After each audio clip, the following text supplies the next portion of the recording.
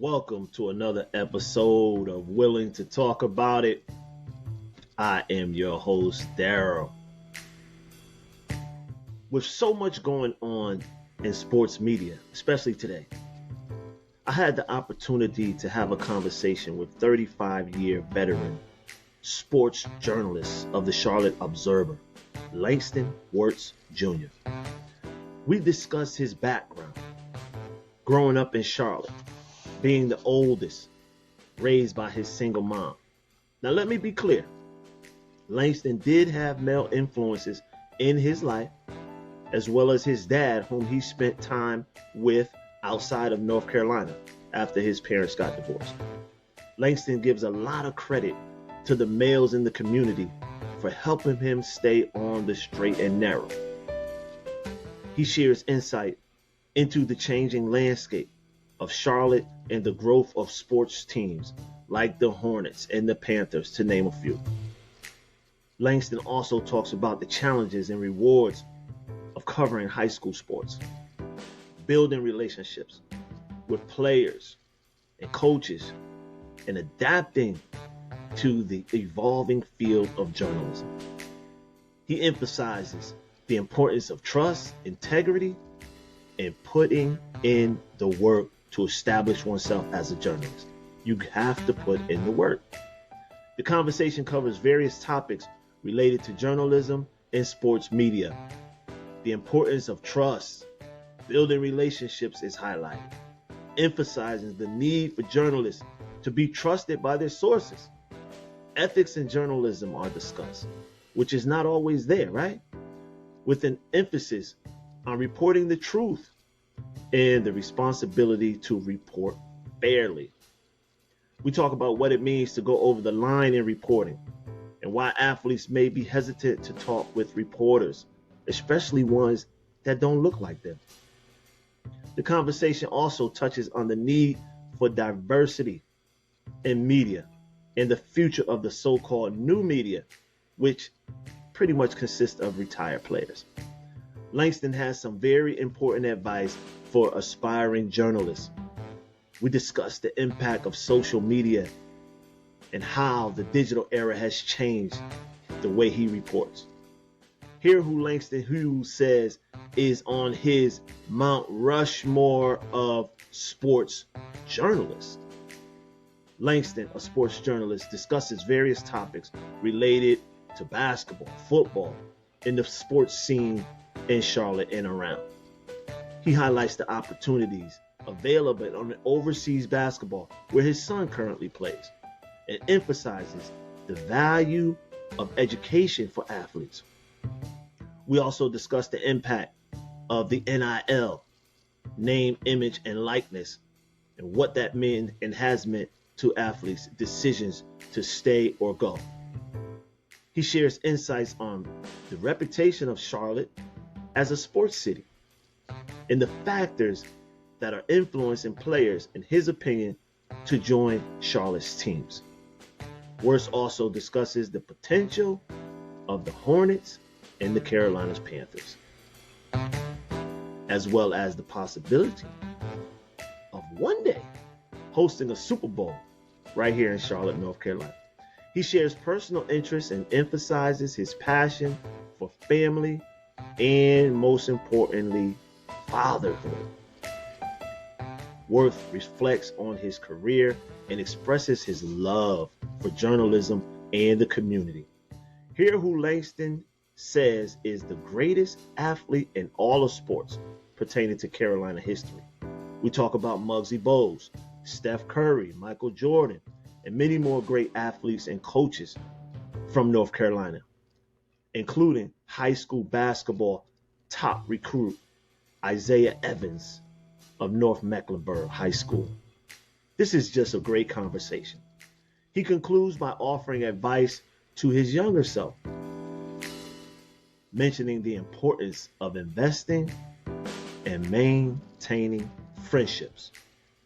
Make sure you like, share, and subscribe to this channel. Hit the notification bell so you can get updates on when new shows come out. We will continue, I promise you that. We will continue to bring you great special guests like Langston Wertz Jr. Let's go.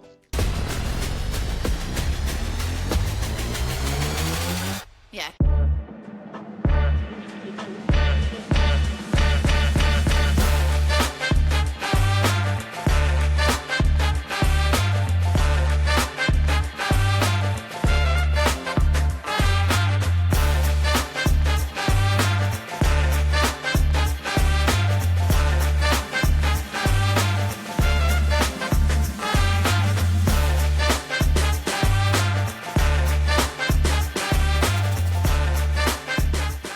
So I think I know the answer to this first question after doing some research on you, but I'm gonna ask it anyway.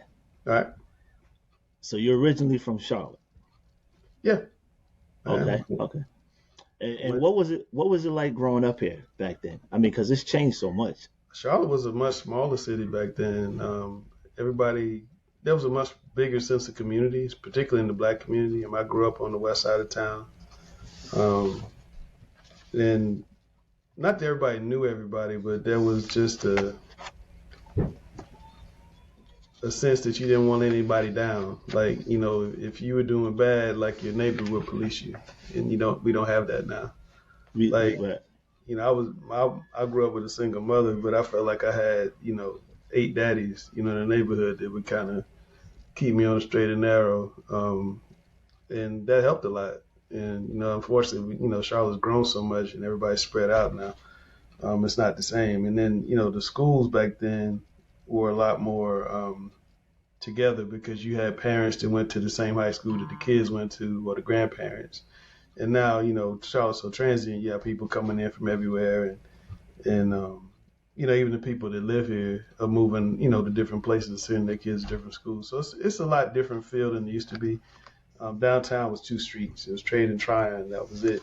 wow, And now you have all the the buildings and whatnot, and the population was probably, I don't know, 250 maybe, and now it's 800, 900,000 in the city limits and 2.5 million in the metro. So it's grown a lot. It's changed a lot. And I've seen it though. wow, that's great. You mentioned you grew up with a single mom, like most of I did also. Yeah. Did you have any siblings? Yeah, I got a baby sister. She's Lori is 6 years younger than me. Oh, okay. So you were the oldest. You were Yeah. the so-called man of the house. Well, if you want to call it that, I was Yeah, I man. mean, in the community we're from, and we get tossed into those situations. But I Yeah, really, man. I got home from school first. I had to make her a snack when she came home from school, and just had to hold it down, make sure everybody did the homework till mom got home. I'll be honest with you. My mom was going to grad school. She started at Belmont Abbey. She finished at App State, and I don't know how she did it because she would go to work all day. She worked at a doctor's office, Dr. Emery Rand, over on Batesville Road, and she'd go to school at night. And I don't know how she did it. And we'd have dinner, we'd have breakfast, but there was a lot of times it was just me and my sister in the house, and we had to make it work. it's funny you say that because I'm the youngest of two. My brother's older, Yeah, but I sit here and I say the same thing. I look back and I say, "Ma, I don't know how you did it." She kept Superwoman, everything man. together, and we like. I grew up in the projects in Connecticut, Yeah, but I didn't know it was like I didn't know any different. I tell my brother all the time. I said, Derek, we lived an average life, but it would seem to be above average. And like because you you did. said, I mean, yeah, you didn't know, and there was a lot of love, and you had some of the basics. I mean, there were times I'm not, where you choosing like lights or gas. I mean, there were, literally. right? But and we moved around a good bit because she was always trying to chase cheaper rent and whatnot. But we ended up in a neighborhood called Northwood Estates, which is, I don't know how familiar you are with Charlotte, but South Batesville Road is right behind Friendship Baptist Church. And I know that there area. were a lot of I was a single. I grew up with a single mother, but there were a lot of 2-parent households, black men in the house. I had never seen that. I'm 13, Wow. 12, 13 years old. I'd never seen black male in the house. I mean, like my uncles and stuff, yes, but I Right. mean, like somebody's daddy Right. in the house, and it blew my mind because it's like there's Mr. Richardson, there's Mr. Alexander, there's Mr. Humans, in the house. Right. When you go to their house and dad's sitting there eating dinner. I Right. never seen that, and that changed my whole mindset because I was a ne'er do well. Really, I was a little bad kid, and they were telling me, you got to do right, listen to your mom, go to school, make something of yourself. And had it not been for those men, you and I definitely would not be talking right now. And so that made a huge impact in my life. And I just, as I gotten older, I tried to give that back, any way I can to other young men like myself. I used to be a big brother for a long time. I can't. I mean, my time is so crazy now, but I can't do it. But I was always trying to give back in some way to because somebody helped me along. I want to help somebody else along. You're so right, Langston, because I talk to my cousins about it now, and I say we talk about our uncles, and you talk about the misters in your neighborhood, and I Yeah. always want to ask myself that question: what are those young folk gonna say about me? What are my little cousins? What are my nieces and nephews gonna say about Uncle Daryl? Who was Uncle Daryl? I mean, because like you say, this is how many years later, and you're still mentioning these men. They had Yeah. such an impact on your life, Oh, and as deep. you said, I mean, we probably wouldn't be talking if it had not been for them. And I could, You might be talking. yeah, I wouldn't be but you talking. would. So it was pretty rough in Charlotte. Then there was some things that you could get into. Oh yeah, yeah. I mean, not any city. Yeah. I Of mean, course, of course, of course. everybody's got their. I mean, like now. I mean, there's areas of the city I wouldn't want you to go to. I mean, but Right. that's like anywhere else. But yeah, I mean, that was definitely some things that you could get into that you shouldn't be getting into back then for sure. Okay. So how did you do in school? How were you as a student?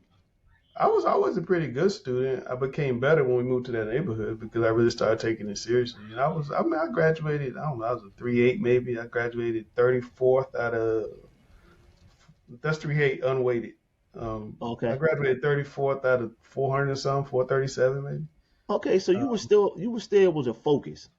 Yeah, I mean, well, once I got to high school, I did. I mean, middle school and high school, I kind of like when we got to that neighborhood, I was 13. So that kind of, I mean, that really turned my life around because they would tell me, you could like make something of yourself. And I mean, I was living in the neighborhood we came from was called Hidden Valley, and that's where there's a gang there called the Hidden Valley Kings. And Mhm. some of my buddies, I did not know this, were groomed to be in the Kings. They actually got into it later on. I didn't know. And had I stayed in that neighborhood, who knows? I mean, I was hanging with those guys. Those are my buddies. So I don't know if my mom saw that or what, but we moved to some apartments. Then we moved to that neighborhood I'm talking about with the misters. But yeah, after that, I just I took school seriously, um, and I started to study more. And it was okay to be a nerd. It was okay to Right. talk proper. I mean, because the parents would tell me, Langston, you speak well. And but it was okay. And I always thought that was not cool. And then when I got to West Charlotte, I was around other people that were like that. You start taking advanced placement classes and things. And then I would go to. My mom sent me to Chapel Hill one summer for a writing club, and I hated writing. I hated typing, and she made me take typing. She sent me to that writing school at Chapel Hill for the summer. And that's when my mind really kind of blew up because I was like, these are other smart kids, but they look like me. They can talk both ways. We talk both ways. They can Right. talk Right. both Right. ways Right. like They me. can cross over. Yeah, they got the same interests as me. They listen to the same music, all of that. But they're really, really smart. And I was like, this is okay. And so Right. that was 10th grade maybe. And that really made me want to go to college. And I didn't know what I wanted to do, but it definitely made me want to go to college. And yeah, so I mean, that really helped. Just seeing that it's okay, because we grew up thinking that you got to be as hood as possible, and Correct. but you don't. You don't. And it's gotten a lot much worse than when you and I were growing up. Oh, Now absolutely, it's almost absolutely. like you were shown a place and you were given a choice and you were exposed. I love that word, exposure. Yeah, You were exposed to something now, and it's kind of funny because we're going to get into all the kids you see now and the social issues that you see around the city. But so you like you said, you really didn't know what you wanted to be. You just knew that you had the potential and you had that it factor. I knew I could be something, and I knew that going to school was a way to get me there. Right, right. Especially during that time where everybody was pushing college education. Yeah, So you go to college. You stayed here. You stayed here in North Carolina. Yeah, I went to. Yeah, I was actually I almost went to Morehouse because Morehouse gave me a full ride. My mom really wanted me to go to Morehouse. Because she just thought being a Morehouse man was the end all be all. My Okay. parents were divorced, obviously. My dad wanted me to go to Syracuse in New York, and I took a visit, and I got off the plane, and it's like 13 inches of snow on the ground. Like, no, this is not for me. And I grew up partially. I mean, I was going back and forth New York to Charlotte with my dad, and we lived in the city a little bit, and then we lived in White Plains mostly, upstate. But a lot of my friends were going to Chapel Hill, the friends that I had met, right, when I was at Right. Chapel Hill's camp. And I was like, man, I want to go to Chapel Hill. Right. And they accepted me. And Okay. so I went, and it was great. Now, did you get a scholarship? Yeah, I did, partial. Not as much. I had a full scholarship to UNC Charlotte and a full scholarship to Morehead, but I had a partial to Chapel Hill, so I had to work uh, probably 5 or 6 jobs. I mean, it was crazy, but It's crazy, but you did it. You did it. I did intramurals. I worked at the Daily Tar Heel, which was a newspaper. I worked for a TV station in Raleigh. I was working. Right. Right. I don't know how I graduated, to be honest with you. You was working so much. Yeah, I was working a lot. Yeah. Right. That's good, man. I like where this is going. Did you play any sports at all, like high school or even No, college? I played middle school basketball, and I I was never really exposed to sports growing up, right? Because my mom was in school. I was taking care of my sister. And a lot of the guys that I met in the neighborhood with the dads, they weren't really athletes. They just kind of played football in the street. We played this game called roller bat where you'd hit the ball and you Uh-huh. would field it. You had to field it on one bounce. You had to roll it down the street, touch the bat, then you could be the batter. We'd do that. But I was pretty good. I could shoot the ball. Even in middle school, I could shoot from way out. They didn't have 3-point line. So I went out my 10th grade. I started middle school back then was 6th to ninth grade. So I Uh-huh. went to West Charlotte in 10th grade. I tried out for the team and I'm shooting it from way way out. I don't really have a game. I just can shoot, and I hustle real, and I can play defense. And I hustle, but it came down to me and the coach's son. Oh wow. Yeah. Well, there you already know how that's gonna go. Yes, I was the last. I was the last cut, so I just never went out again. And I wanted to try football because I was fast, but I was like 5'5". I was tiny, 5'5", 5'6". Right. Oh And my yeah. mom was Five like, five. "You're not playing football." Right. Right. Right. Not my baby. Not you know how they say. Not my and, baby. and I didn't. I was going to run track, but I didn't. I don't even know why I didn't run track, but they wanted me to run because I was fast, but I was short. But I don't know. I don't even know what happened. But I didn't do any sports after that. I Okay. did when I got to I grew when I went to college. I grew 5 inches between the end of my high school year and sometime in the middle of my freshman year of school. And a lot of people used to ask me because I started playing basketball because my roommate used to go to Woolen Gym, which was kind of the rec gym in Chapel Hill. I just went with him and I would just watch him play and I would copy how he jumped. He would always come from the right side and jump. And I Right. just copied teaching myself that, and I could get up and dunk. And I found that I was really athletic. Oh, I mean, okay. You was dunking the ball. yeah, and I could Oh, you shoot it must have real grew good. from 5'5" though. Oh yeah. I was like, I'm 6 foot now, Okay. and so I could really shoot it. I was athletic, and I could play defense. So I was a good little intramural. I played intramural basketball. We won the intramural championship of Chapel Hill. Then we went to what's called the Big Four, where you play the champions of Chapel Hill, Duke, Raleigh, State. Wait, and we won. Did we win that? Yeah, we won that one year.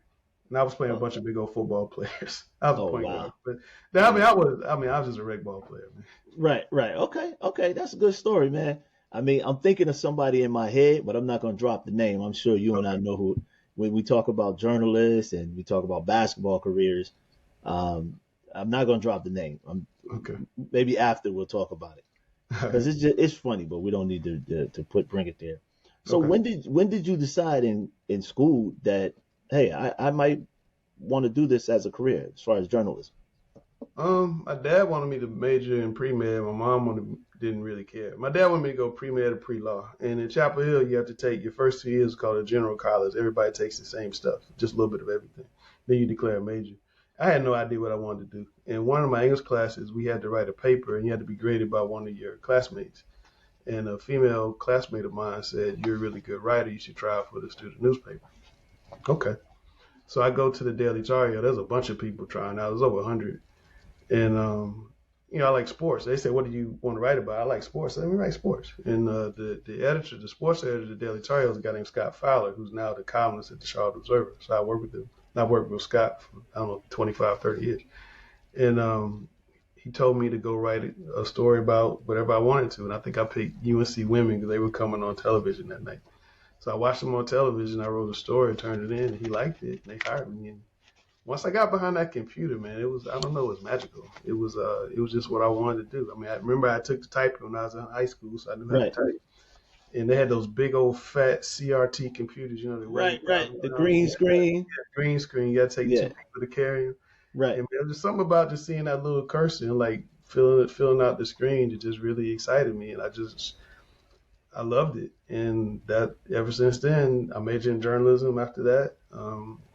And I interned at the Myrtle Beach Sun News covering the Myrtle Beach Blue Jays, the baseball team.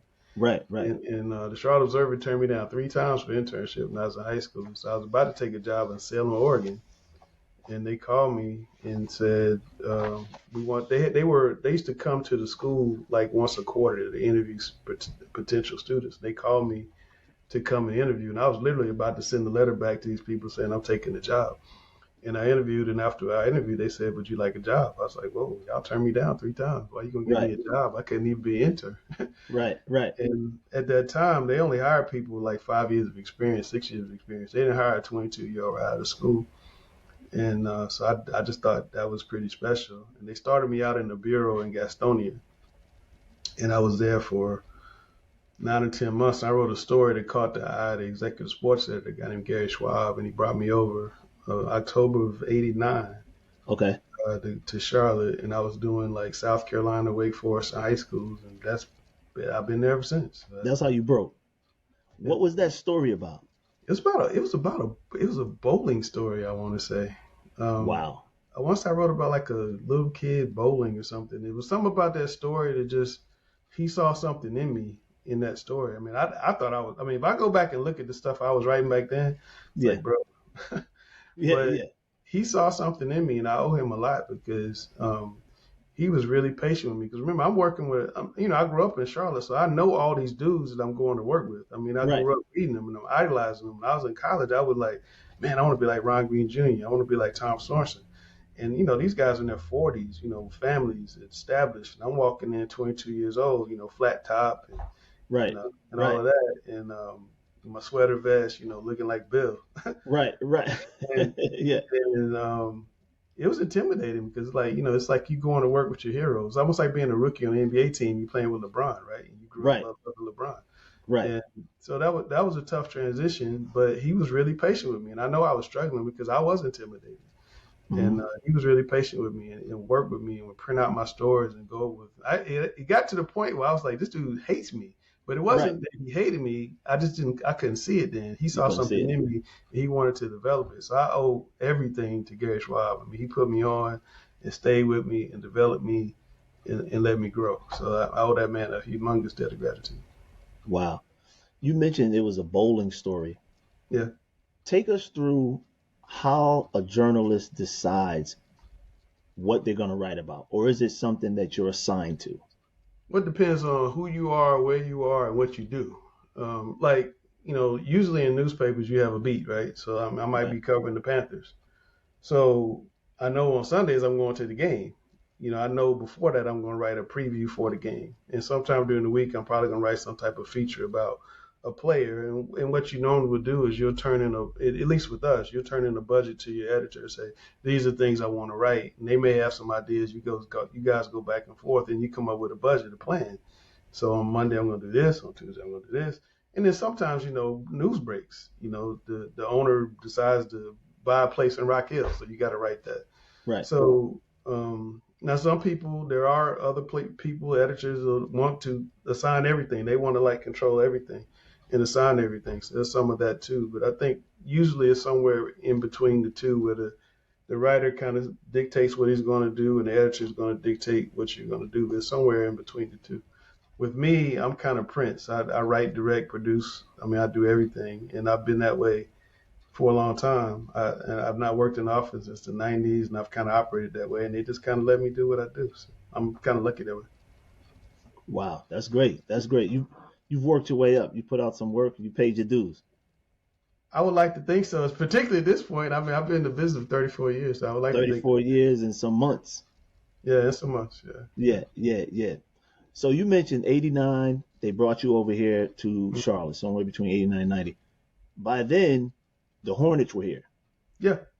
And what was that build up like? And did you ever cover them in the beginning? Yeah, yeah. Everybody did. I mean, the Hornets were a phenomenon. It was like, remember Charlotte? Back then, pro sports was wrestling, Ric Flair, Okay. and NASCAR. That's all we had. Right. And they built this big, humongous, beautiful stadium out on Tavola Road.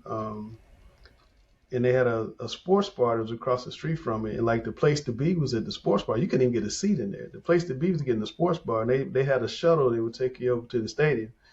People getting sauced and they go Right. watch the Right. game. And yeah, I mean, people were like literally wearing tuxedos Wow. and gowns. I mean, because it was an event. It was like the Oscars every night. It wasn't a Oh, basketball game. And there was wow. a guy named Dancing Barry who wore a tuxedo. He'd do these backflips down the aisle during the games, during the timeouts. The ones were terrible, but the fans were amazing. Well, they led the league in attendance for several years. Wow. Um, and then they got good for a little while. They got Larry Johnson, You're Alonzo, right. and all those guys. They got good for a while, and it was incredible. I mean, we had. I've been to a lot of NBA arenas, and I've seen very few. I mean, maybe like Golden State, like when Kevin Durant was there, it was that kind of fan support. It Wow. was just incredible. 25,000 seat arena sold out to the gills, no matter if they were playing the worst team or the best team, because we didn't have pro sports. It was just it was an amazing time. It was just an absolutely Hmm. amazing time. They used to like downtown. I'll give you an example. Muggsy, I want to say Kendall Gill and Larry and Alonzo, some combination of those guys. They painted a mural on a downtown building, floor to ceiling, of the Hornets. Of I those mean, that's guys. how popular they were. So you driving downtown looking at the buildings, and you look up, and it's like the Empire State Building with Right. basketball players on the side of it. Wow, that's great. That's great. And the city was behind. That's what I always say. I tell people, even though I go to some Panthers games, I'm like, the fans, certain things, they're not going to go for. This is a very heavy, they got a very solid Charleston fan base. basketball town. Don't let nobody fool you. It's a Oh, basketball town. basketball town. It's a basketball town. Always has been. Is it? All right, let's go a little further. Is it a basketball state? Yes, Hoop State. That's what they call it, Hoop State. I mean, Okay, right.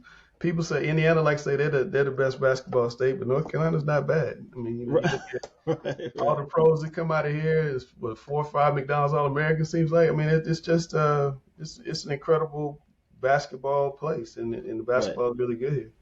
right, right. So then, not too far after that, well, a few years, you get the Panthers. Yeah, Panthers came in '95. Right, Actually, the first I met my wife. And the first date I took her on was to a Panthers game. They didn't have a stadium in Charlotte, obviously. So the first year they played in Clemson. First right. date I took her to was to Clemson to watch the Panthers. That was it. She was in school at Clark Atlanta getting a master's degree, Okay, and I took her to that game. So the Panthers were a huge deal. They sold out Clemson every night, and then they came. They were awful, had great fan support. The next year they went to the championship game.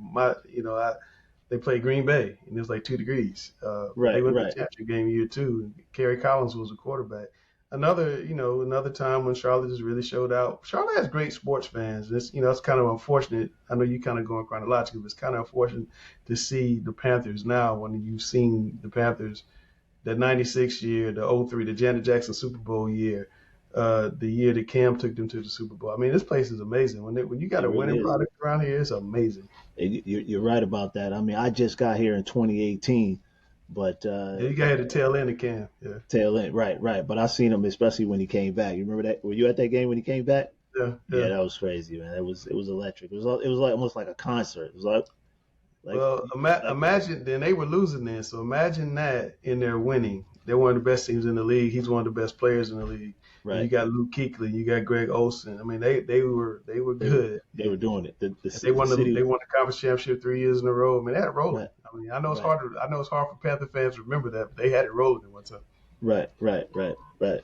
That's good. Now, in your writing, you mentioned some of the social issues, the adversity here in the city. Sometimes, some places. How do you navigate through that when you're writing about certain players, especially in the high school realm? Well, with kids, you don't really want to get negative. I try to be as positive as I can when I write about kids because they are kids. Sometimes you'll have a story where there's some adversity and you talk to the parent, obviously, to make sure everybody's cool with putting it out. Sometimes they are, sometimes they're not. But generally with kids, I just want to kind of keep it about, Daryl averages 27 points a game. He has the scholarship opportunities from this place, that place, that place, but and not really delve into the other stuff. I mean, but I've also written about kids that have been arrested, kids that had experienced death, loss in their families.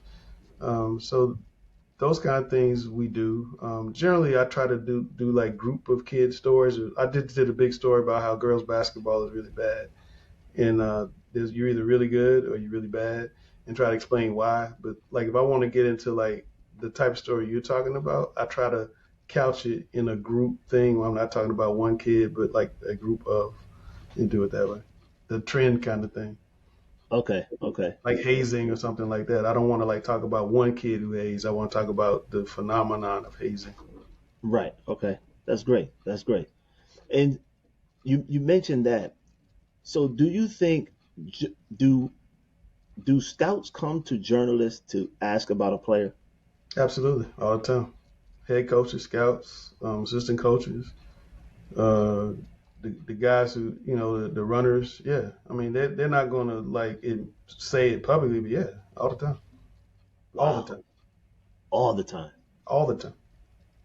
Wow. Because a lot of times, especially in the high school and college, the journalist is closer to the kid than anybody outside of the family. Because they see him, they cover him, they talk to him. It's you have a perspective that a lot of people don't have. Okay. Okay. But you also building relationships with them. You can give those kids tips and suggestions, Yeah, not just about their game, but their personal stuff. yeah. I don't get to do as much as I used to, Daryl, because I don't get out as many games. Because just I mean, as you know, newspapers, are really shrinking. And there used to be 7 of me, right? And my job now is to cover 100 some high schools. There's just one of me, so I can't really go out to as many games. I'm more like Scott Van Pelt on Sports Center. I'm kind of in the studio getting all the information and putting out the show at the end of the night. That's kind of what I do now.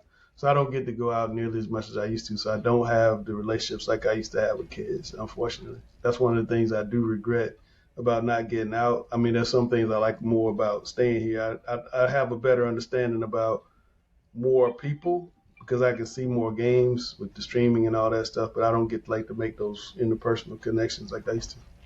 hmm And that's what I was going to ask with all of this, with your experience and kind of what you're used to, and then this rapid change. How have you adjusted to that?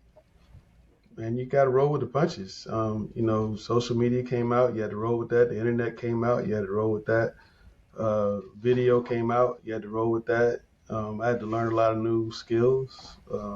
So I just try to adapt. I mean, and covering young people kind of keeps you young. I coached AAU basketball for 30 years. That helped too because I Oh was, wow. I'd be talking to the kids and they'd be telling me about the trends and I try to learn that stuff. And yeah, I mean, you have to because to do what we do, you have to understand where where the trends are going. And we started a streaming show called Talking Preps that kind of goes out once a week, and we get kids on and kind of do our little mini sports center thing. But I mean, that's just part of trying to adapt. Adapt, adapt, adapt. Often we hear players talk about.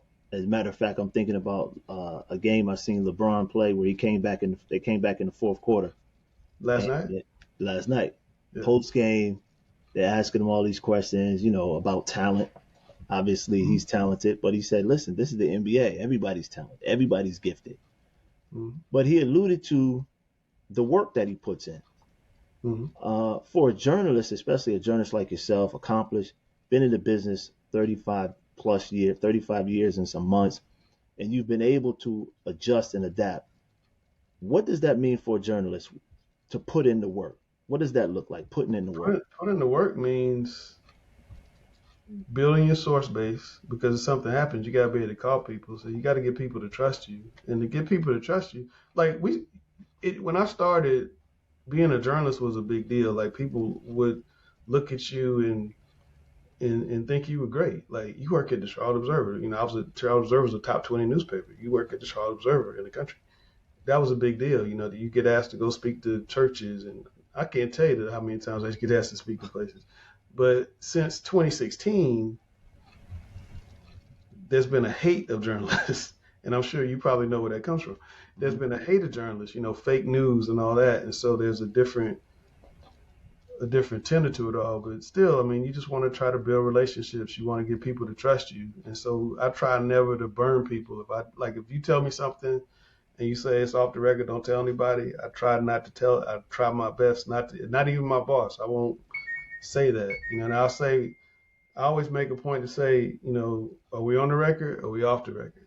And when people start talking, and I always, and I'll read back to them what they said. This is what I got you saying. Because to me, those little things make the biggest difference. Because yes, I can tape a conversation. I can just print out what you say, but you may not have come out the way you wanted it. You may have wanted to say more or say less. You may have, and I always say, if you think about something, call me back.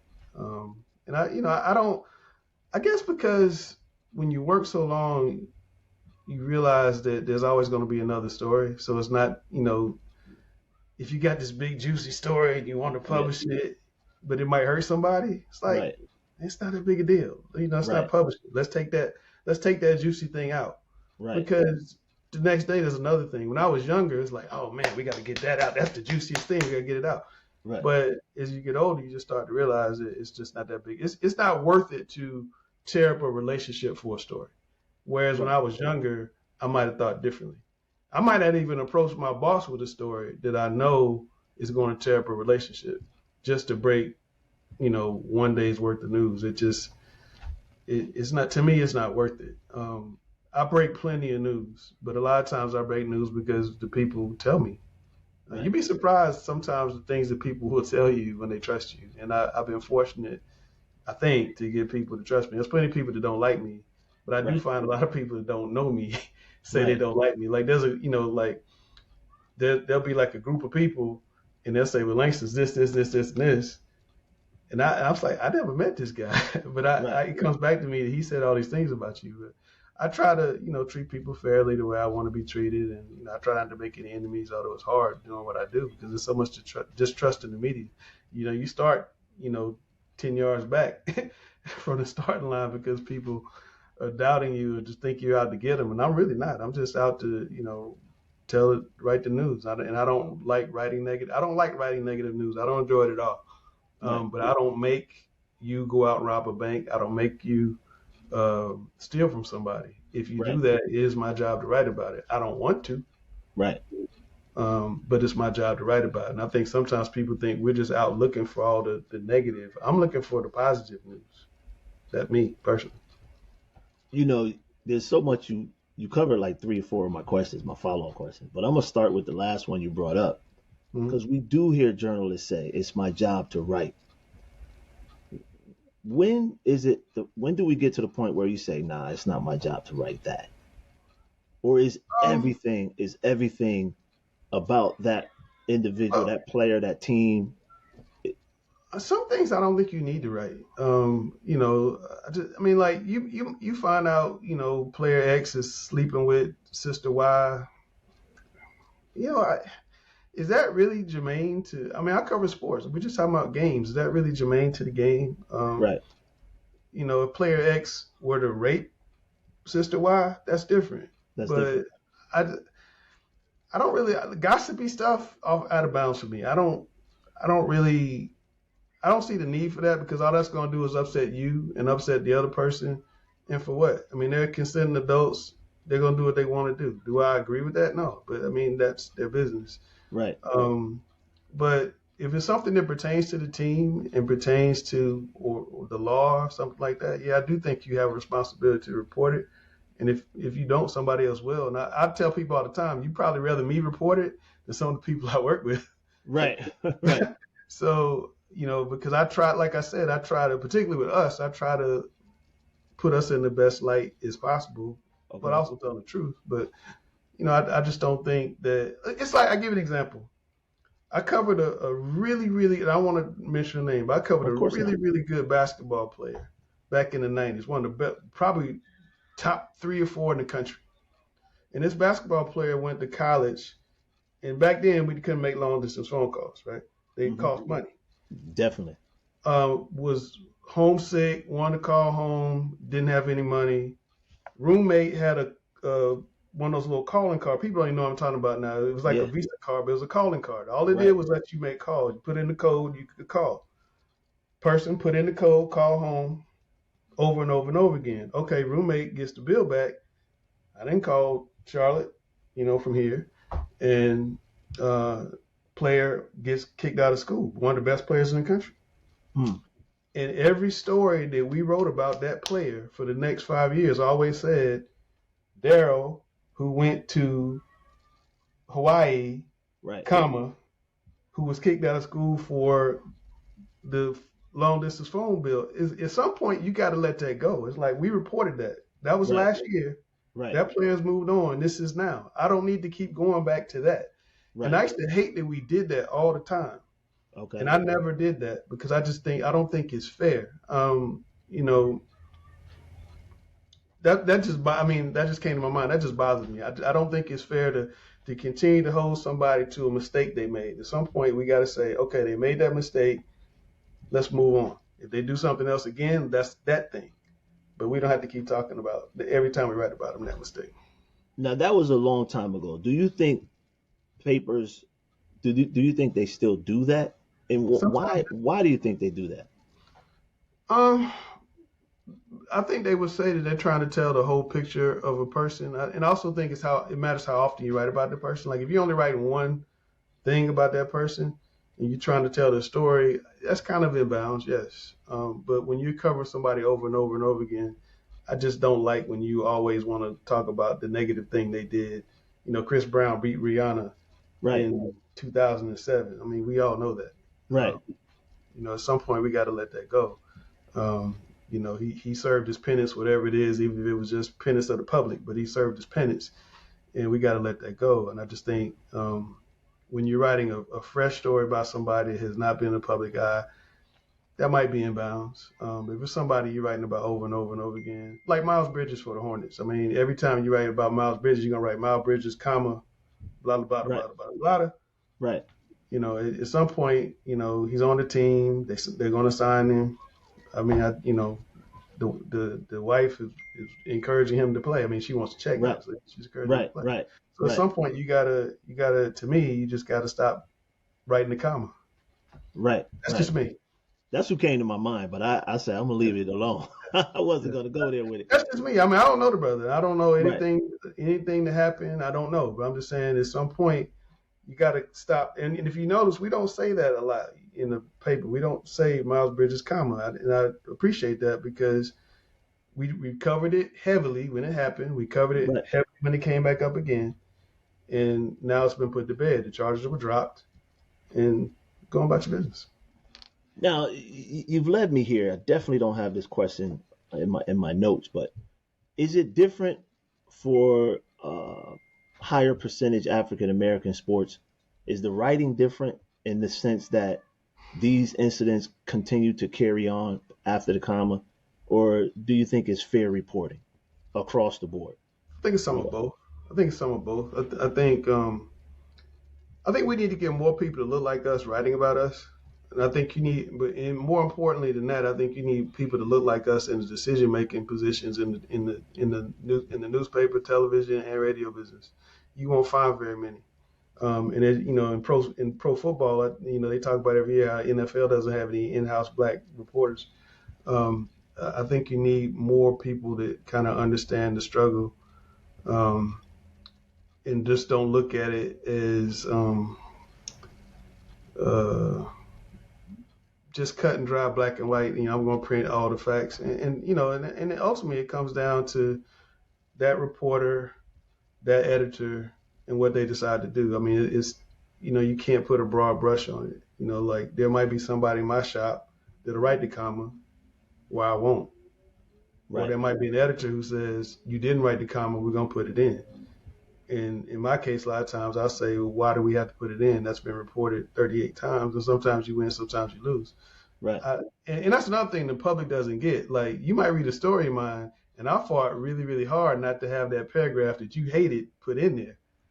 But they felt like it needed to be in there. And so when it comes out, obviously, I'm going to get all the calls. Right, That's right. that's just how it works. A lot of times I don't write headlines. I can't tell you how many times, I've gotten, angry emails, phone calls, texts because DMs because of a headline. Like, I don't write it. I mean, I do sometimes, but Right. not most of the time I don't write them. So yeah, things like that you can't control, but that's a long-winded answer. But it just depends. The answer is it just depends. So you mentioned I would more. suggest that we stop doing stuff. Yeah, you mentioned more African American, more people that look like us getting into the business. Yeah, What would you say to that young man, that young woman looking to get into the business? What route would you take? I mean, like you said, a lot has changed. I wouldn't do newspapers right now. I mean, newspapers they got to figure out what the future is going to be.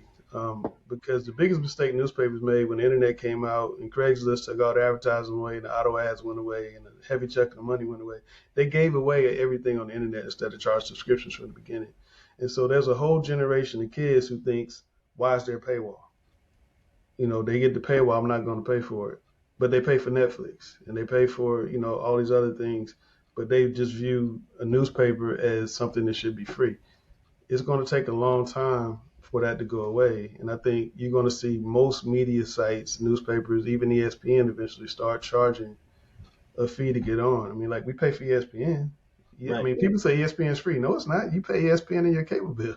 right. And ESPN is about to break off and be a standalone thing for about $20 a month. So people are going to really see that it costs money. But I think newspapers have to figure out what the future is. I think the Indianapolis Star is about to put like $2 or $3 million into their hiring more people and really making a push. I think there's a push because when the newspapers leave a market, it leaves what we call a news desert. Like your politician who was always worried about somebody reporting on him taking your money under the table, he's gonna do it because there's nobody to call him out on it. Oh So I wow. think newspapers are important. And I think people will miss us if we're gone. But to answer your question, if I was getting into media, I don't know if I would get into newspapers. I would learn writing. I would learn video editing. I would, make sure that I'm presentable on camera. I know how to speak on camera. I'm comfortable doing that. You got to be a triple threat because you don't know which way you're going. And even if you want to be on the editing side, you still got to know how to do all those things. There's lots of opportunities in media. The beautiful thing now is when I was in school, like I told you at the beginning, you had to have 5 or 6 years of experience to work at a paper like the Charlotte Observer. Now they hire kids out of school, and you're covering the Panthers, you're covering NASCAR, you're covering, UNC. I mean, right out of school. I mean, that's like unheard of. Like our NASCAR guy just he interned at the Washington Post, but he just graduated from Maryland a year and a half ago, 2 years ago. I Wow. mean, he's covering one of the biggest beats Right. at the paper. So the opportunities are incredible. We've had our last three Panther people are working for ESPN, and Jonathan Jones is the host of CBS Sports, like their 12 o'clock before the game show. He's one of the Yeah. hosts of it. So you can, if you're a young person now in this business, you can move up fast. Now, they don't want no old dude like me, but if you're a young person, you can move up fast, real fast, and Yeah. your salary can go up real fast. And, Right. Right. life can change really quickly if you're good. So, like I said, be a triple threat, be able to do a lot of things, and be good at it. Don't be able to really write, and that means you might have to take some cheaper, more internships or take a cheap job right out of school. But once you get to a good place like this, your rocket can go up quick. Wow. Wow. That's great stuff. You mentioned a news desert. So how big is the role of the journalist, not just to the public, but to the sport and to the preservation of that player, to that player's longevity? How do you find out about players? Well, through journalists. The thing is, this is the tree of life. When the kid is in high school, they call you to write about them. When they're in college, the college calls you to write about them. When they get to the pros, they don't want you to write about them because they got everything they want, right? But you still need the media. The reason why you know who these players are is because they're on television, they're in newspapers, they're in the websites. You need media people to do those things. So there's always going to be a role for the media. It's just how it's disseminated and where. What's scary now to me is that every college, every pro team has its own media arm. They're doing their own videos. They're doing their own game stories. And like when the Panthers hired Dave Canales as the coach, they put it out on their website first before they give it to everybody else. They've already got the story package and the video package, and they put it out. But they put out just what they want to put out, just all the good stuff. They don't necessarily tell you what's really going on, or if something bad happens. Or if something bad happens, they'll never say it. Right. Like I said, that's not a news desert, but it's not telling the whole story to the public. And I think, newspapers and television stations to a lesser extent serve that audience. TV sports is really hurting. Local news, the holds for TV sports and local news like 60 seconds. One of our ABC affiliate, Channel 9, which is the biggest station here, they don't even have local sports on every night. So, that's going away. ESPN's killed them because people just want ESPN. So, and the thing that's kind of replacing these citizen journalists, the social media people, that's scary too because they're not, a lot of times they're not professional. There's some guys who do really good jobs. Right. But there's a lot of people I see that don't do really good jobs they're just sitting at home on their couch, they're not reporting, or they're reporting somebody else's reporting. Right. And people take that as the gospel. And there's so much information on social media is just totally wrong, particularly about politics.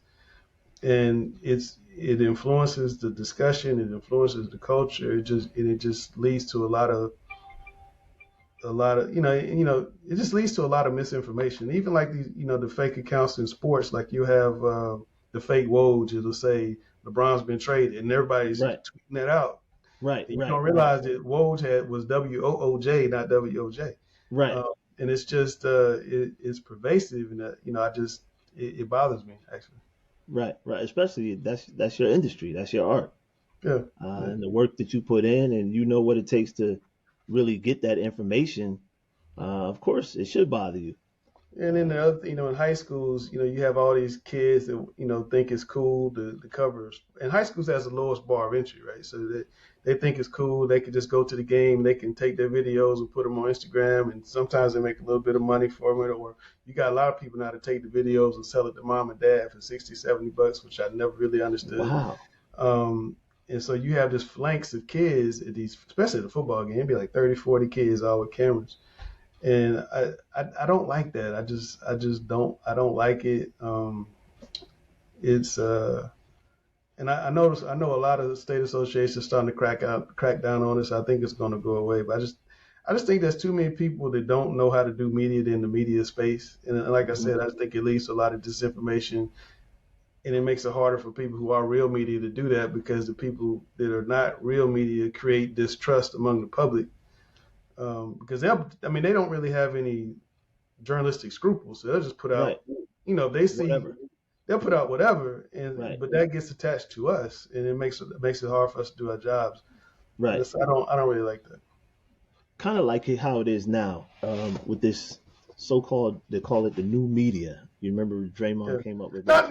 No, I will say, and it hurts my business, but like some of these guys have these podcasts, and they're like former pro athletes, and the pro athlete that knows them or knows their boy comes on like the pivot or something, and those guys are so relaxed and they tell so many more stories and so forthcoming. But the other part of that is they're talking to people that look like them. And remember what I told you. There's not a lot of people that look like us in the media. And like, so when you do an interview with a guy that you know or you have a relationship with, you're just more relaxed. I just think if I was hiring people to cover pro sports, I would definitely try to hire younger people that look like me and you. And again, to help create some of that, because there's no reason why we can't have podcasts like that, because that's what people are gravitating to. I mean, Shannon Sharp just blew up, with Club Shay. And there's no reason why, they couldn't be. And Stephen A. Smith does a good job of it. And Jason Whitlock, I know a lot of people don't like Jason. Jason used to work with us. Yeah. He's kind of created his own lane on the conservative side. I actually watch both of them. I have my opinions about them. Yeah. But Jason's definitely changed over the years, but he was always he was always determined that he was going to be a big national name, and I had no doubt. I mean, he was definitely driven. He was working in our Rock Hill bureau. Yeah, he's a very good writer. He was in our Rock Hill bureau, and he was telling me he was going to be national. And he took a job in a small town in Michigan, and then he ended up going to Kansas City maybe, and then he ended up on Fox. So yeah, I mean he's doing his thing. He definitely created his own lane. I don't know if he's always. I don't know if all those views are really deep down here, but he's created his lane. I was thinking that because some kind of that sometimes they pull against each other. Well, They kind of pull. He's working for the Blaze. Well, that's what I'm saying. They kind of pull. It's like, wait a minute. If you believe that, then why did you say that? I was just talking about somebody about that today. I was like, wait a minute. I listen to him though. I watch his stuff. Sometimes it's comical too. Well, sometimes you do have to do things. I'm not saying in his case, but sometimes you have to do things that, in your job that you might not want to do. And that's any job. That's true. So here's the thing. We talked about something earlier. Talk about hiring more people that look like you. Yeah. And now lately, especially over the past year or two, players have been saying that, hey, I don't know why you're talking about a sport that you've never played. Mm-hmm. Do you think that is like not necessarily towards the African American players, but because the sport is so highly popular, the media is so highly populated with white analysts and journalists, that's kind of, most of them haven't played the sport at a high level? I think it's a little of both. I think they're tired of being criticized. Period. I think they want. I think when they get to that level, they don't want to be criticized. And when people come out and criticize them, they don't like it. And I think that's an easy trope to pull out. You never played. But some of the greatest coaches and general managers and people in front offices never played at a pro level either. All these pro athletes, when they get their shows, what's the first thing most of them do? They go get an established journalist to host their show. Because you can't have, now the pivot's a little different, but Ryan Clark is really becoming more of a true journalist. Right. You can't have, it's hard to have a bunch of color guys and no play-by-play guy. Right. And these pro athletes, they know what they know. But like I said, it makes for good programming. I think that it's starting to get oversaturated. Every time I look up, somebody's starting a new podcast, and all these same guests are going to different podcasts. So I'm starting to hear the same story. Like, I just heard that. Right. So, was that Draymond? Was that, I don't know. I just heard that. But I think it's really cool. Those guys are doing that and getting their stories out and controlling their own narrative. I love that they're able to do it. It hurts our business, but I think they feel like they've not been able to tell their story in the way they want to, and I think that's good. But at the same time, they're only saying what they want to say. Right. And you're not necessarily hearing the other side. The first thing you learn in our business is two sides to every story. Right. So you're not hearing the other side. And I think that also can be kind of dangerous, because I've heard some of these guys talk about relationships with women and things that happen. It's like, that's just your side. Right. So right. I think it's great that they're doing that and they're having a voice and creating their own lane. I think it's getting oversaturated. Yeah, definitely. But I think you're only going to see more of it because they want to be able to control their own narrative. And, the other thing is with social media, they can control their own narrative. They can put out their own statements. It's just a, sign of the times. Sign of the times. In the old days, the only person that had a camera in the game was a photographer at the newspaper. Right. Now everybody got a camera in their pocket. Right. You mentioned Stephen A. You mentioned Jason Whitlock. Two big names. We always talk about Mount Rushmores. You covered a lot of sports. I'm not even going to get into it, right? Yep. I do want to know who's on your Mount Rushmore of journalists. Bill Rhoden, Michael Wilbon, guy named Mitch Albom that worked at the Detroit Free, or still works at the Detroit Free Press. He was like, man, I love that guy. And Mike Lupica. Okay. I mean, I take that back. Gary Smith used to work at Sports Illustrated. Gary was my hero. He only would write like 10 stories a year. He would write these long, like novel long stories in Sports Illustrated. It was always on the back of the magazine if you used to read it, like the best story would be in the back. And he would write these long-winded starts. We call them leads. And I used to, not that I would like copy, I would just try to like be like Gary, but the newspaper doesn't work because newspaper, you got to like get to it. And they would always get on me about, you're not writing for Sports Illustrated. But that was always my dream, right? To write for Sports Illustrated. That was my dream. I wanted to go to Sports Illustrated so bad. And but yeah, Gary was incredible. He actually came and spoke to us at the paper, and I was just like, it was like I was seeing Michael Jackson, man. I was Right, like, that's right, my hero right there. right. And Stephen A. actually, speaking of Stephen A., he actually interviewed at the Charlotte Observer when he was coming out of Winston-Salem State. And he told my boss, Gary Schwab, the guy who hired me, he said, they didn't give him a job. And he said something like, y'all going to regret this. I'm be bigger than y'all. And look where he ended up. So, Wow, wow. That's a great story. A great credit to Stephen A. yeah. I mean, he's going through some transition now. I think, like you said, with all the changing in media. But he's, Yes, he's adapted. He's got First Take really rolling. They've been number one forever. And he's got yeah. this podcast. He got a radio show. Man, works hard. Right, right, Uh, right, I think it's funny him and Jason going at each other, or Jason more at him than vice versa. right, Jason right. called him Stephen A. Myth and all that. I just Yeah, think he did. I watched that tape today. I I watched kind of it. don't like that because that's two of the biggest black voices in sports journalism going at each other. But I mean, it is what it is. Yeah, yeah. Again, I didn't have this question, but that's the one thing I don't like. I don't like these podcasts where it's two, like you say, two African Americans, two black men talking talking about each other in ad nauseum. They're just on and on and on It's every our time culture, something man. happens. It's our culture. I mean, Cam Newton can't go to a camp without get, like little kids talking about you ain't no good. I mean, because it's the whole culture. Like we're so antagonistic to each other. It's like we Yeah, don't. When I told you when I was a kid, everybody was like pushing each other up. Let's all do better. right, Lane, you doing? They called me Lane when I was a kid. Lane, you doing wrong. Your mom should know that. I'll get spankings by my neighbors because everybody wanted you to do better. Now, when you see somebody who has done better is trying to come back and get back. Cam's saying he spends 250 grand a year on a 7-on-7. And these kids, 13, 14-year-old kids just, talking like you ain't no good. You right. out the league, blah, blah, blah, blah, blah. And Cam goes back at him because he's powerful, but he shouldn't. But then the other He day, these shouldn't. guys, get into an altercation.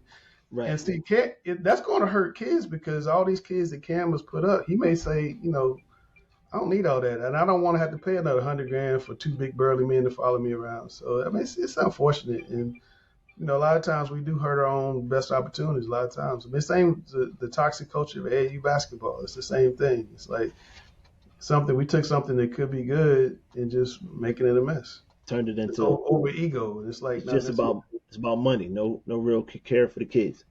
No, no.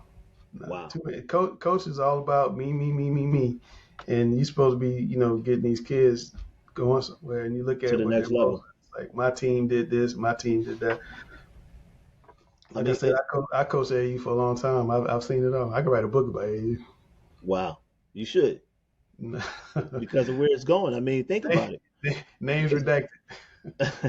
Do you think that's why we're getting a lot of the international players coming in?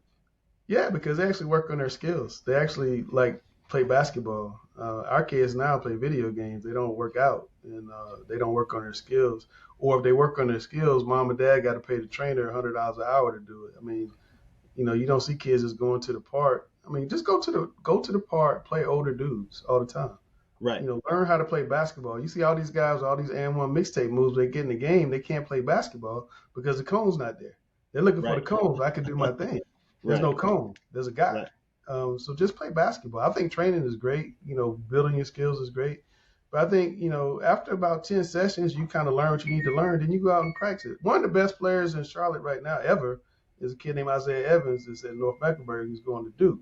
McDonald's All-American. He works out on his own. I mean, he works with trainers. He's learned what to do. But by and large, his coach picks him up in the morning, gets in the gym at 5:30, and he goes to work. He works on his game, but he plays. And he just has an incredible ability to put the ball in a hole that doesn't come from going against cones.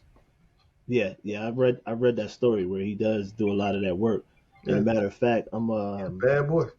I'm a part of a nonprofit group where we mentor. Well, I volunteer. I'm not at the mentor stage yet with young high school students, Yeah. and we asked them who do they look up to for influence, and one of the kids did say Isaiah Evans. Oh, he's a rock star, man. He goes to the Yeah. mall. I mean, he can't go 2 foot. Goes to church. He can't go 3 foot. I mean, he's a rock star. Wow, wow, wow. Have you ever seen anything like that from a high school player? The celebrity? Yeah, the celebrityism. Oh yeah, Has yeah. that just started, or has that always No, been there? no. That's. I mean, the point. I mean, remember, like there weren't no cameras at one time, so Right. they might see you, but they'd be like, "Hey, slap that." Now everybody wants to, take a picture and follow you around. That Right. started, in '07, '08 when that stuff came out. But yeah, I mean, every couple of years you have a guy who's larger than life, and right now we got the number one. Isaiah's a top 10 player in the country. We got the number one football player in the country, and they got him David Sanders in Providence Day. We got the number one softball player in the country. Yep. Charles got a lot of high school talent, and all those kids in their own way are celebrities to their own community. I mean, the little softball girl, she gets followed around by the little girls who want to be like her. So Wow. yeah, you see it all the time. Wow. Now, do you think that hurts them if they don't go all the way to the league, or I is think it? I think it puts pressure on them. I think it puts a lot of pressure on them because whether they like it or not, if you don't make it, they're always going to ask, why didn't you? I was watching Kevin Garnett talk about. I can't remember the guy's name. There's a guy in Chicago. He said just should have made it. 6'2", jumping jack, and it was on Instagram. He was saying this guy should have made it. He was incredible. He had like Michael Jordan body control, and you're always going to be asked that question, why didn't you make it? And Right. so I think there's some pressure. But to me, winning is going to college for free. Particularly in this day and time when it's so hard to get to a D1 college anyway, because D1 colleges aren't recruiting high schools much, hardly Hmm. at all. Getting to college is winning. Getting to college, getting your degree, that's winning. Anything else after that is gravy. It's really hard to get. It's like 2 or 3% of high school kids go to college. Less than 1% of those college athletes, which is a way smaller slice of Americana, play pro. So I think we get it twisted a lot of times, just thinking that just because you're the guy in your community that's really good in high school is going to go to pro. There's in North Carolina, there's 30 communities like that, and there's Hmm. 50 states. I mean, you know what I'm saying? So there's a lot of communities that got that guy, but Right. only how many names get called now from the states during the draft? 15, 20? Right. It's not a lot, Right. and um, and even well, it's more than that. But there's 60 people get drafted every year, but how many of those stick? Half. And guys make a lot of money over in Europe too. I think we my son plays in Europe, so that's kind of a little sensitive to me Hmm. about that. But I think people kind of down kick people when you don't make the league and you go overseas. But I'm telling you, dudes overseas make some real money. Now they have to live overseas. They make some real Right. money. Right. And but to me, get your education for free because I see so. I mean, I was paying back my education for years. I mean, I see so many people having. And Joe Biden's paying off some loans now, but Oh, that's good. it costs so much money to go to college, and it gives you such a head start even now. If you want to go to college, and you certainly can do a trade and make a lot of money doing a trade, but it does help you a lot to go to college, and it's so particularly if you pick the right major. Don't major in something in basketball even. Right. So, having said that, the NIL, do you think will encourage those kids that may not have that direct line to the draft to pro sports? Will it encourage them if they're making some kind of money Oh to yeah, stay yeah, three, man. four years? I mean, like look at Angel Reese and look at Caitlin Clark. They got some really tough decisions this year. Do I go to the WNBA? The max contract is $250,000. You're not gonna make that as a rookie. You might make 100, right? Hmm. Or do I go back to LSU? I can make 2 million. I'm going back to LSU. Look at RJ Davis in North Carolina. Do I maybe go to the G League and make 90 tops? Or go to Europe, maybe I make 200 tops? Or I go back to Chapel Hill where I can make 2 million. Hmm. I think the NIL, and it's not going to last long. I think there's definitely going to be some federal legislation around the NIL. But I think the NIL is going to encourage more guys to stay in school longer that might have been chasing the draft and weren't ready. Because you're going to be able to make a lot of money if you're at a really high level. And I think Hmm. eventually the colleges are going to pay kids. That's what they pay kids now. But I think they're going to pay kids. I mean, I hear the number I hear most often is about $3,000 a month for football players, and sometimes Hmm. I get a lease car in addition to that. So yeah, I mean, I think it's going to encourage more kids to go to school. Okay. Okay. You mentioned Angel Reese, Caitlin Clark. Panthers got a lot of teams, man, and I just read an article they're thinking about getting professional rugby here. Yeah. Um, and do you think they'll ever get a women's basketball team? In Charlotte, we had one. We had this thing years ago. Muggsy Bogues used to coach him. Right. Don Staley played for him actually. That was one of the things I covered. I covered Don, and Andre Stinson was one of the players on the team. Um, I mean, I don't know if it would come back or not. The WNBA is in a really interesting place because as much as we want to celebrate the growth of women's basketball, and I gotta be careful, I get in trouble. But Yeah. um, the women don't watch it, and they have to figure out a way to get women to watch it. We see it. We see women's college sports really starting to blow up, and I don't know why it's not translating and why the ratings are what they are. But when women start supporting that sport at a really high level, the salaries are going to go up, and they start watching on television, the ratings are going to go up, and then it'll blow up. But if it doesn't, you can't really continue to ask the NBA to support it, basically wholeheartedly. Right. Why don't more players want to come play here in In Charlotte? Charlotte, Free agent. Yeah. don't win. They don't win. I think, I think there's a stigma of Charlotte kind of being a podunk town to a lot of them for whatever reason. Still, it's not so much in football because I think the football players. I mean, you see a lot of guys living in Charlotte that don't play here or anything. I think the football players have kind of learned that you can have a big city feel, but still have a good quality of life here, cheaper cost of living. Hmm. We do still have taxes. It ain't Florida, Right. so Right. you Right. still have, you don't get the tax breaks. But I think mostly it's reputation of Charlotte not have it's not Miami, it's not LA. It's the nightlife isn't, if you're a 25-year-old, it's not the most ideal nightlife. It has. I mean, Charlotte's got a pretty decent scene, but it's not that. Um, but if you're a family guy, I think it'd be great. But I think more than anything, it's just they're just losing. And Right. I think having new ownership now, investing more in the facilities. They just hired a young black GM I saw today. that today. Um, I think all that's going to help because we had older dudes in all the upper echelon, and Mike was in Florida. So I think the Hornets are really actually going to start ticking up. I think they're going to do a lot better. They were 4-2 or 5-2 since the trade deadline when they got Grant Williams and Right. Steph Curry and those guys in, and LaMelo's still hurt, Mark Williams is still hurt. So I mean, if you have a lineup of say LaMelo, uh, Brandon Miller, who was just a phenomenal draft pick for a franchise, has really made some awful draft Yeah. picks. Yeah. He's And really you got good. Miles, and you got Grant, and you got Mark Williams. That's a pretty decent lineup. Right. Maybe you want to get another four where you can get Grant to come off the bench, but I think that lineup, and then Trey Mann and Missick. I mean, I think they have the pieces to really start building around. I think next year they could definitely be certainly a play-in team, if not a play-off team. Hmm. I think the goal would be to get out of the first round. I can't remember the last time the Hornets had the first round. Well, Maybe in the that's '90s. But it, I see the growth. I see growth. I see opportunity. They got a lot of draft picks. I mean, it just seems like they have momentum now. right. Right. So it's good to see that, and hopefully it'd be nice to see both of the teams start winning because that Panther season last year, too, the 1-15 was really bad, but last year was worse because they just seemed like they have no hope, and to get shut out 2 weeks in a row, and you got the number one draft pick, you're not protecting him, he's just getting crushed. I just worried that they crushed his confidence. I was wanting them to take him out in the middle of the year. You kind of weighing, do I give him experience, do I crush his confidence? The confidence is hard to get back. Right. Right. I can Yeah. get playing experience, but confidence is hard to get back. Yeah. Yeah. That's that. Okay. That's a great question.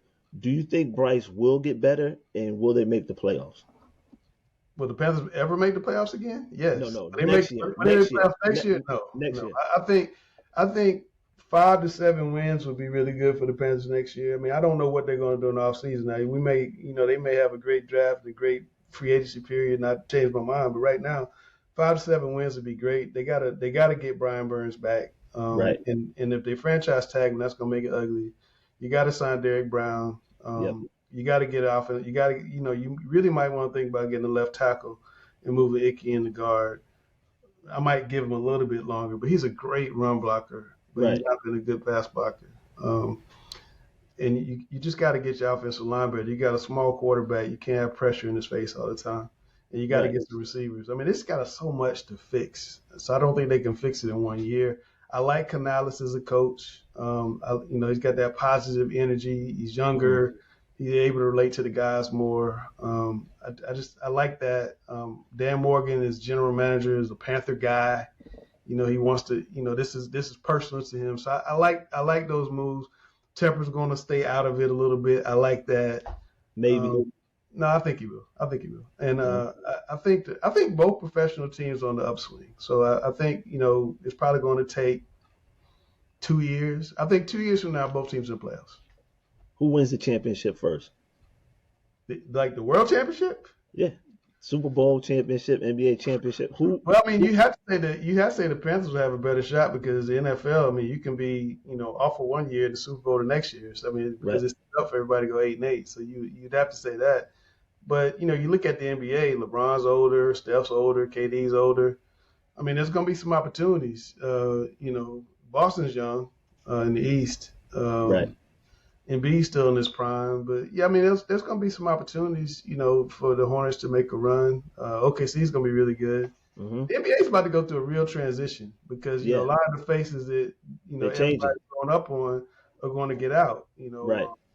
So in 5 years, there won't be a LeBron, maybe not a Steph, won't be a KD. Right. It's going to look different. It's going to be Luka and SGA and Joker. I mean, Jaylen Brown and it's going if he gets a left hand, he gotta get left yeah, hand.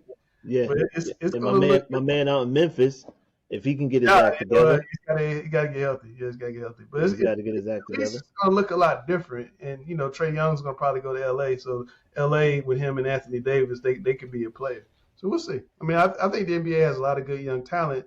They just don't have that marketable. They don't have that next star. And Right. the NBA is a star-driven league, so they need the next star. I think 77 is a star, but I just don't know if America will buy him as the star.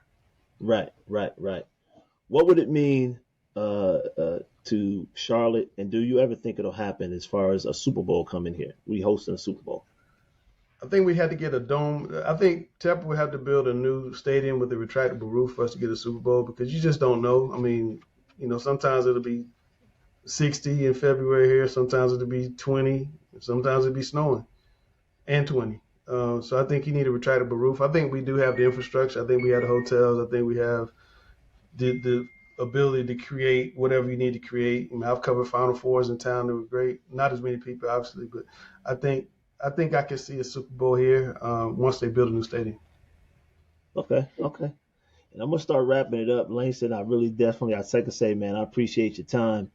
I mean, it's sports, man. We could talk about sports for hours and hours and hours, man. Yeah, man.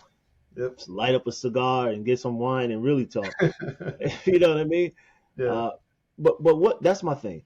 What do you do for fun? How do you relax? I mean, sports is all over. Everywhere you go, it's there. How do you just chill And out? I used to play golf. That was my getaway. And I was, like I told you, I was coaching my AAU. I stopped coaching AAU, and my baby boy was coming up. My oldest son had such a good experience, and my baby boy's coach wasn't real good. I was like, man, I got to go coach him.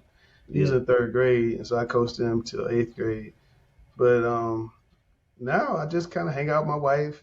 I watch. She's gotten it. She watches a lot of sports, luckily. So we watch sports and go to movies and walk. Just whatever. I mean, I need to start playing golf again. That was probably my real true get away from it all. But I definitely need to start doing that. But most of the time, I'm just saying I hang out with my wife a lot. I'm a homebody, and most of the time you see me, you see her. That's my best friend. Okay. So that leaves. What are you most passionate about outside of sports? My family. Absolutely. I mean, I love my wife. I love my boys. I used to beg. I mean, I told you we started out talking. I was a single child, didn't have a dad growing up. I used to pray to God every day to give me two boys because I don't know why. I just wanted to have two boys. He gave me two boys. My oldest one is 23, and my baby boy is 19 going on 20. And my oldest son played at Notre Dame. He's playing overseas in Greece now. My baby boy plays at Belmont Abbey. Just giving me some of the greatest experiences ever, just watching them grow up, man, and following them around the games and stuff. My My son played in China. They went to the Dix National Championship in New York. I mean, they just, he's had some great experiences. He won the ACC tournament game with the last second shot. Just phenomenal experience. My baby boy got to the state championship game last year. I mean, just, the most fun to me is just going out with them playing around the golf. If you want to know the truth, I mean, but the most, if you want to give me a Father's Day present, let's go play. Just me and my boys, let's go play around the golf, and then we come back. Mom got dinner ready. I'm pretty simple.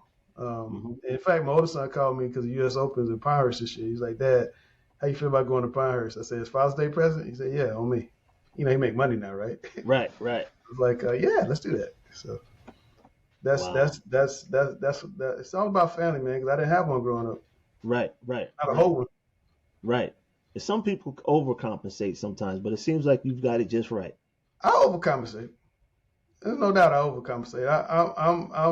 I'm not a good disciplinarian. Luckily, I'm married to a really good disciplinarian. I'm the best. I'm the daddy. I'm the friend. Yeah. I'm the buddy. I'm the buy you a pair of shoes when you ask for it. I'm soft. I'm real soft around my kids, but I love them to death, man. I do anything for them. It's just my heart, man. It's just my heart. Right. Like I said, my whole life I wanted two boys, and God gave me two boys, and I had to do right by them. And I wanted them to have a better life than I did, and their goal is to take their children and have better lives for them than they had. Right.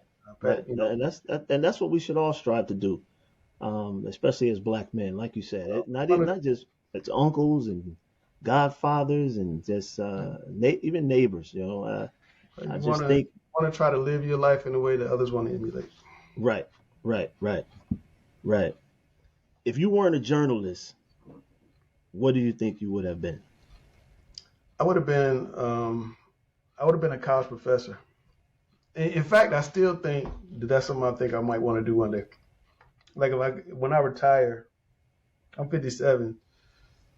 I can see myself being a college professor. I think I would enjoy that, teaching and like grading papers. And I like being around young people. I mean, I've been around young people my whole life, and I think that's helped keep me kind of hip and young or whatever. But I can see that if I wasn't doing this, I think I'd be a professor. I'd be in some college somewhere being a professor.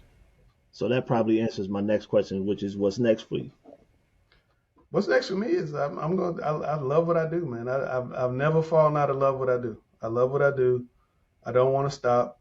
And we'll just see where it takes me. But I really truly enjoy it. And the way that they've allowed me to kind of branch out and do different things. I run our social media stuff now, and I enjoy doing. I enjoy making social media cards, little video clips like the young people do. Yeah. And trying to learn from them. Some of these people that I see out doing these videos, I just try to learn. I'm always trying to reinvent myself. It's like I talk about Prince a lot, but it's like Prince would always have a new look for every album. Right. So I want to reinvent myself and make new music and have a new look. Every couple of years. What would some of the readers learn about you? What is something that you think they would be interested to know about you that they have no idea about Langston? I mean, I told you I'm a family man. I'm sure they know. I mean, but we're in a family state. They know if you're from Charlotte, you're that. You are definitely a family man. I think. I just care. I think there's probably a lot of people that think that I'm cold and uncaring. Like, most journalists are cold and uncaring. But I really care. This is my community. This is my city. A lot of these people that I write about. Sorry. Yeah. A lot of these people I write about, I go to the same restaurant, same club, same church, same bar. So this is home to me. I'm not dropping in here trying to go somewhere else. This is my home. I love this place, and I want this place to be better. And I want to represent the people who live here in the best possible manner. I want to be able to tell their stories and put them in the best possible light when I can.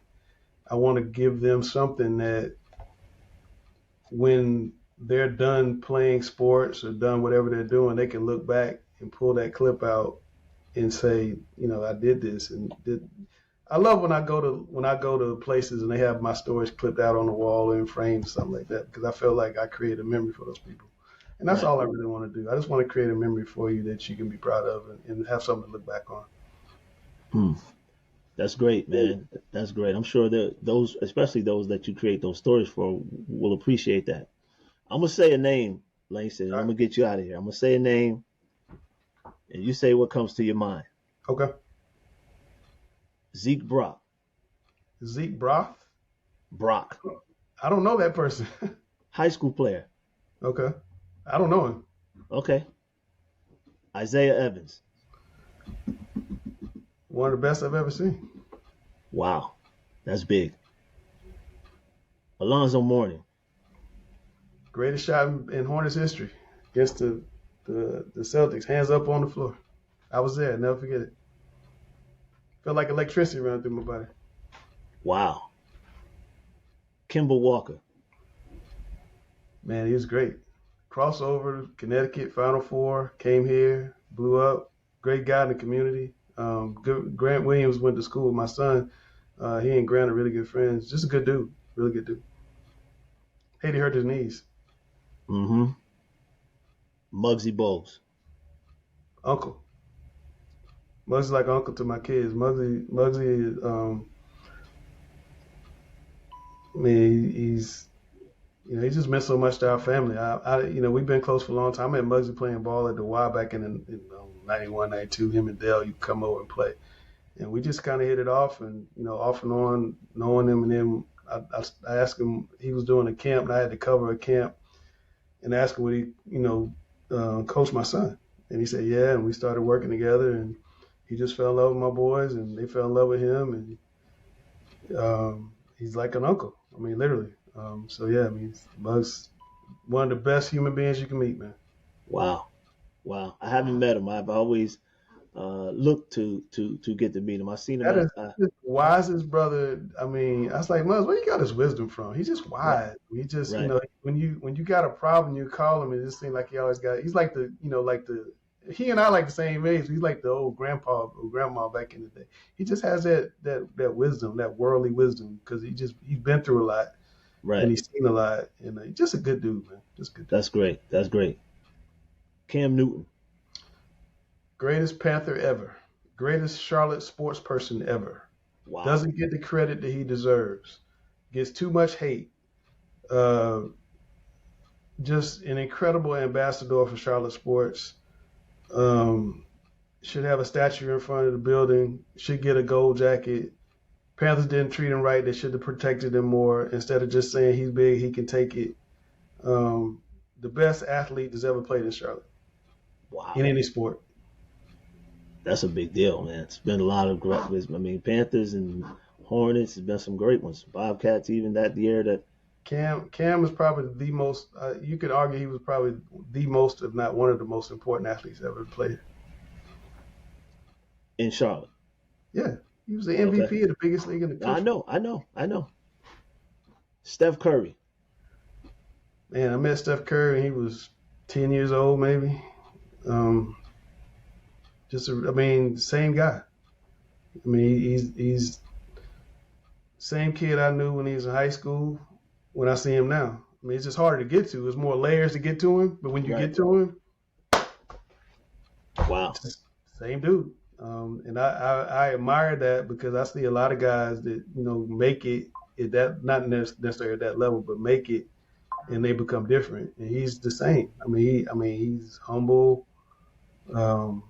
kind, considerate. Answers the phone when you call. You try not to call a lot. The phone number changes. Right. Answer the phone when you call, and just good guy. Like Muggsy, just a good guy. Somebody Charlotte be proud of. Right. Just a few more. I'm gonna let you go, Langston. All right. LaMelo Ball. Don't know LaMelo, but he has a relationship with young kids like I've never seen a pro athlete. Because he's closer to their age, but he just relates to the young guys so much, particularly the high school kids. He just built he redid a court in Charlotte in the community. He has a high school basketball team, one of one, that he brings in guys from all over the country and houses them. And he has a different look at how high school sports works, because his journey was different playing in Australia and whatnot. So I think I think his voice is going to be interesting as he gets older and starts to use it more. And I think he has a lot to say. I just don't think he says it. Right. And I'm just curious to kind of see how he progresses. I hope he gets healthy. I think he's one of the best point guards in the league. But I think he's got a really bright future in the ball. Really bright future. Steve Wilkes. Steve Wilkes, West Charlotte grad, frat brother. Really got done dirty a couple times. I didn't, I really thought that when he went 6-6 with that Panthers team, and nearly made the playoffs, and all the players are vouching for him and saying they want to play for him. You just wanted him to get the job really bad. I thought Frank Wright was not the right choice. I don't think Canales would be the coach now if Wilkes had been hired.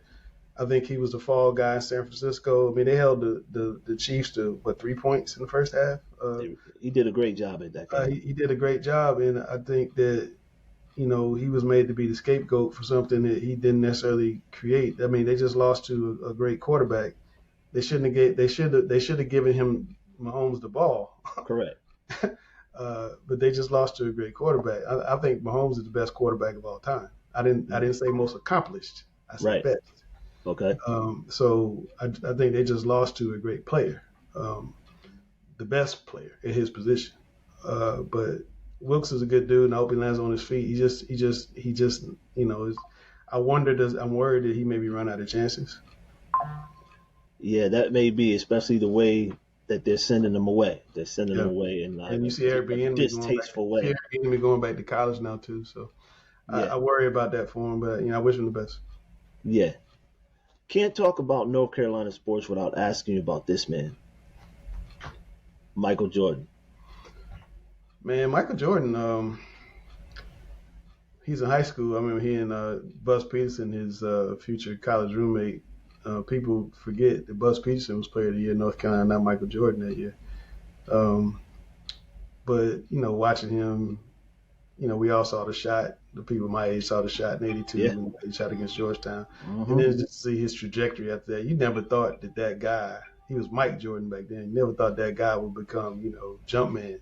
He just, But what he did coming back to the Hornets, we were called the Bobcats, and everybody hated Bob Johnson, who was the owner of BT. Right.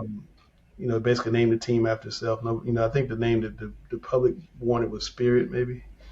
And he brought the Hornets name back. He brought the colors back. They didn't win, but he did. He had a lot of goodwill with that. He rescued middle school sports for Charlotte Mecklenburg schools. Gave him I think $500,000. He built a hospital. He built a library. I mean, he's done a lot of good things here that I don't think he gets enough credit for doing. But I kind of get where he got out of basketball because he's so competitive. They're not winning. He couldn't figure out a way to fix it. And I just think they needed a fresh start, and they're getting it now. And I think they've gotten a lot younger in the front office. They're taking some steps. They made some really good trades. I just think it was good for both sides. I mean, it's easy to walk away $3 billion, right? Right. Yeah. Oh man. But I think he gets to go off and ride off in the sunset, and hopefully the Hornets will be good. I love to see he might come back sometime, right. Down the road. But yeah, I think he's been really good for the city. I think he's done some really good things, and like Cam, I don't think he quite gets the credit he deserves for what he did. Last name Langston, and be interested to see how you describe Trey Wertz.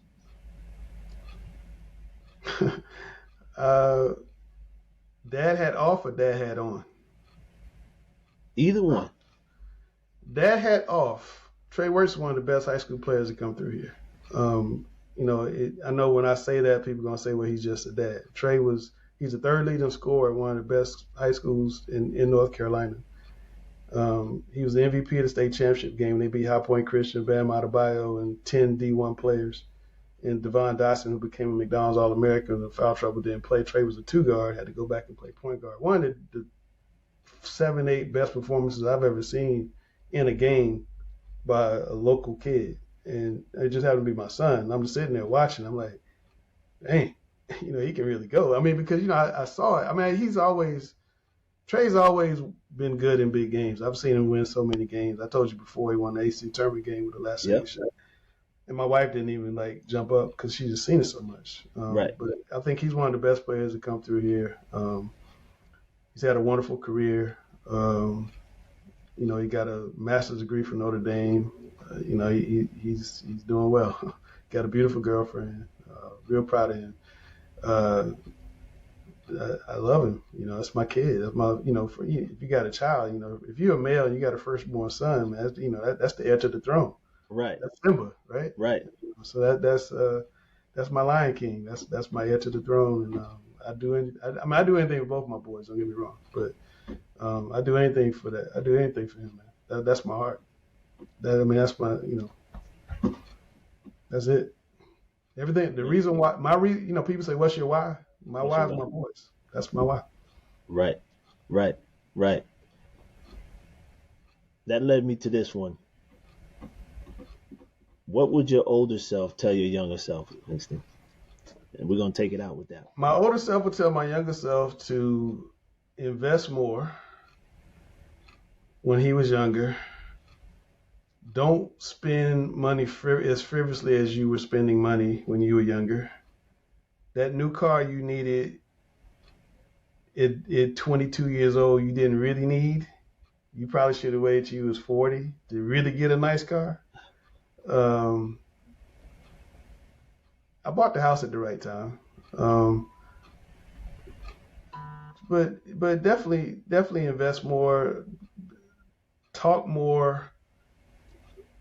Make sure you stay in contact with your friends. Don't let your job take you away from your friends so much. Don't, because you're gone all the time. Make sure you spend time keeping those friendships that you built. I've not lost friends, but I just became distant from my friends because I'm working on it. Sports happens at night and on the weekends and on holidays. So when people get together, I'm working. I'm gone. And then when I'm not working, my wife's like, "You gonna spend some time with me?" So I got a bunch of really good friends, but I got distant with some of them. I'm really working now to kind of rebuild some of those relationships. But I think if I was me going back then, I say make sure you keep your boys close. I got a good set of boys. Make sure you keep your boys close. And but yeah, that's what I would say.